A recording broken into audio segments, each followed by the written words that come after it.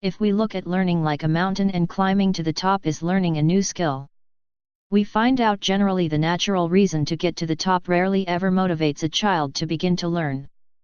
Motivation will have to come from unnatural motivators. In the following image uses money. Each person's motivator will be different. You will also notice that the goals may also have to be smaller to engage them to act. Sometimes the goals are very simple. We learn that all behavior has three things: an antecedent, a behavior or the action, and a consequence. Antecedent are triggers that warn us a consequence we want or don't want will come or will be avoided if we behave or don't behave in a certain way. So let's look at behavior of toothbrushing. What motivated us to brush our teeth? Well, hopefully today if is clean teeth and fresh breath. That motivation occurs well before you ever brush your teeth. So the antecedent is when we see things that may not leave clean teeth. This might be food or other items you put in your mouth. The behavior of course is brushing your teeth. And the consequence is clean teeth. Now if we are talking about a child or an individual with learning or intellectual disabilities that may not work. Since the individual does not understand the consequence and sometime the antecedent, we may have to do this different. The antecedent may be someone telling them to brush and the consequence may be time on the computer. However, if they don't see the motivation, computer, up front, they will never willingly brush their teeth on their own. When we are trying to teach tasks, sometimes they are very difficult. An example of this is toothbrushing. When they can't perform the task, we have to look at it differently because the natural triggers or cues and reinforcement are not able to help the person perform the task.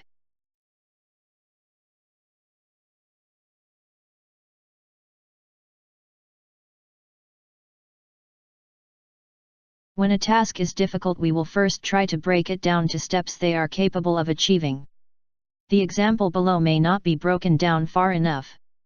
That will depend on the individual. We will then start working with the first step rather than the whole task. Sometimes they may be able to perform the first step. In those cases we will start with where they struggle. It could be in this example brushing their teeth.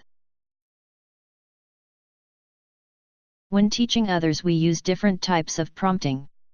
We will discuss this in detail later. In the example we will talk about natural cues or the antecedent, verbal prompts, modeling prompts and physical prompts.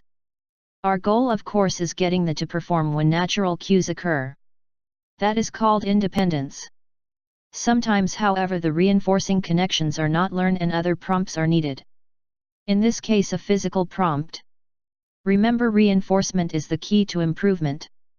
If they want the reinforcement they will begin trying earlier in the skill training to obtain the reinforcement. So here we need to pay attention to see if they start trying before we introduce the physical prompt.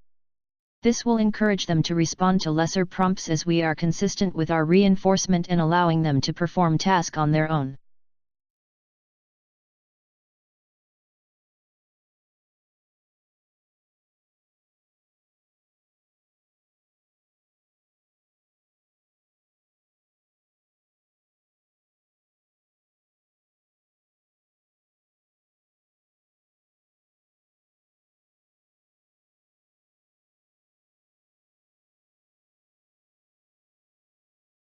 Once we have them responding to the natural prompts and performing the step independent, we need to fade the prompt and expect more of the person to continue to receive the reinforcement.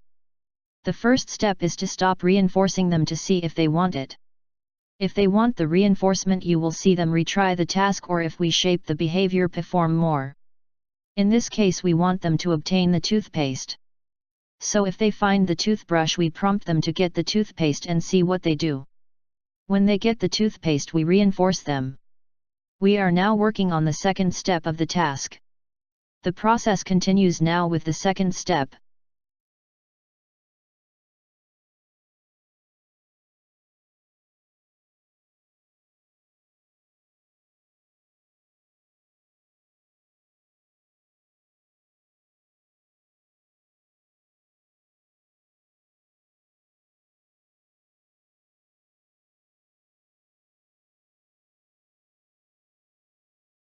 If we want them to be successful, we need to introduce the motivation up front.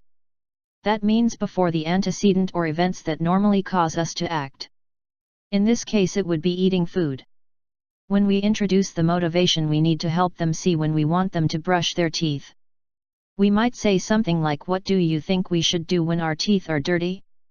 So we want to identify the antecedent, the behavior, and the consequence for brushing their teeth. Remember, the motivation here would be getting on the computer. The next video will give some additional ideas. In the video, general prompts are refers to as social stories.